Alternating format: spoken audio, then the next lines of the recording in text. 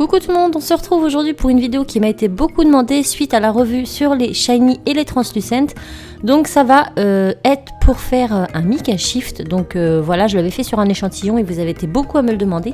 Donc je vais vous montrer comment les réaliser. Vous allez voir, c'est vraiment pas compliqué. Il faut juste les bons outils et les bonnes pattes. Donc tout d'abord il vous faudra la base, c'est-à-dire que pour un Mica Shift, il nous faut des pattes avec des micas. Donc ici je vais utiliser les shiny parce que pour moi ce sont celles qui sont les plus belles, parce qu'elles ont en plus des iridines, mais voilà, il vous faut une pâte à effet comme ça, donc pas pailletée, mais vraiment du mica. Donc le mica ce sont des micro paillettes. Donc les pâtes argentées, les pâtes dorées, les pâtes bronze font aussi l'affaire, et toutes ces pâtes comme ça avec des petits effets micro mica à l'intérieur. Donc là j'ai utilisé la bleue, la rouge et la violette de chez Shiny Cernite parce que ce sont pour moi les plus jolies, mais vous prenez celle de votre choix.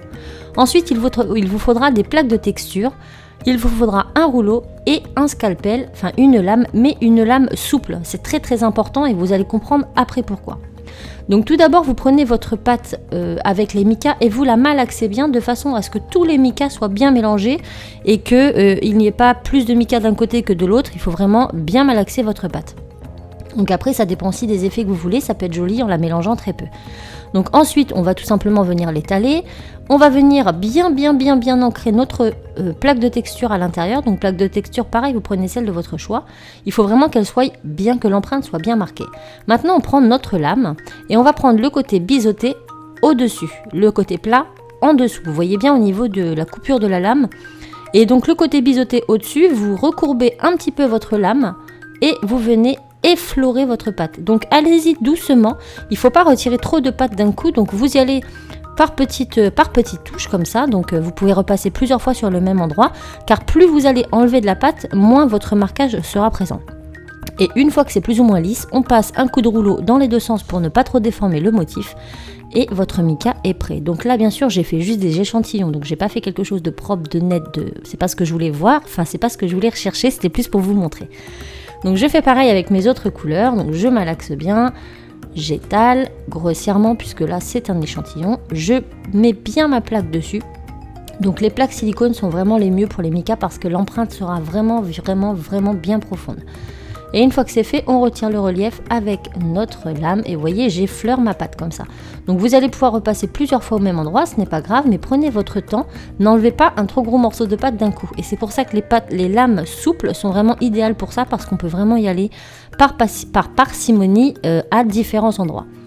Donc là vous voyez que mon dessin il est quand même présent, mais les reliefs n'y sont plus. Donc le but est d'enlever en fait tout le relief de votre pâte. Une fois qu'on a retiré le relief, on va venir réétaler notre pâte, donc dans les deux sens pour ne pas déformer le motif, un coup devant, enfin un coup en hauteur et un coup en largeur. Et maintenant, je découpe moi ma petite languette pour faire mon échantillon. Et voilà ce que l'on obtient. Donc avant cuisson ça ne se voit pas trop, c'est après cuisson que ça va plus se voir. Donc là c'est cuit, vous voyez que tous les micas sont remontés et donc on distingue bien les empreintes. Donc on a cet effet de profondeur sur notre pâte qui pourtant est super lisse.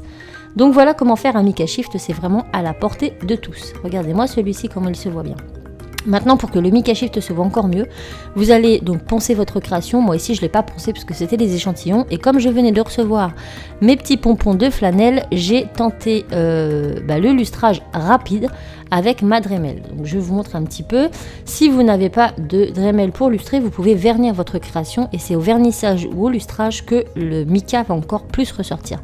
Donc là mon pompon il est tout neuf, ce qui explique un petit peu toute cette envolée de matière. C'est tout à fait normal. Et en fait je viens frotter comme ça le dessus de ma création. Donc là c'était un premier test avec la flanelle et la Dremel. Je n'avais jamais fait de lustrage auparavant. Et vous allez voir que même pour une débutante qui fait ça un petit peu à la va-vite, le résultat est quand même super surprenant.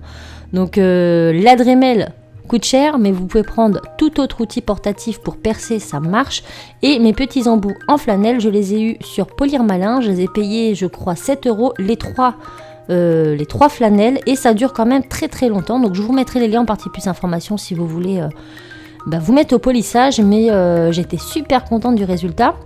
À savoir que je n'ai pas poncé ma création avant, ce qui fait qu'elle n'est pas totalement lisse, mais je pense qu'avec un joli ponçage, l'effet est garanti à 600%. Moi franchement j'adore polir, ça donne un effet super brillant, on économise aussi au niveau du vernis, et puis le vernis ne risque pas de partir à la longue puisque de toute façon il n'y en a pas.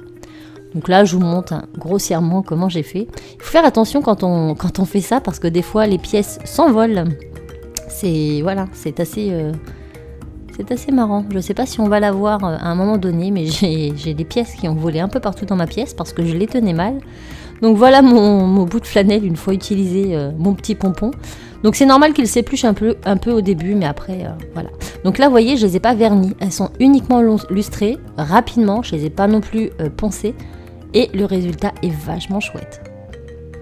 Donc je sais pas ce que vous en pensez, mais vous voyez, faire un Mica Shift, c'est vraiment à la portée de tout le monde. Bien sûr, là je l'ai fait sur des échantillons, donc c'est pas droit, c'est pas poncé, mais je pense que sur des beaux bijoux, ça peut être super joli. Donc si vous voulez d'autres techniques comme ça à faire en polymère très très simple pour faire de jolis bijoux, n'hésitez pas à me le mettre en commentaire, je me ferai un plaisir de vous expliquer comment les faire et pourquoi pas réaliser des bijoux par la même occasion plutôt que des échantillons comme ici.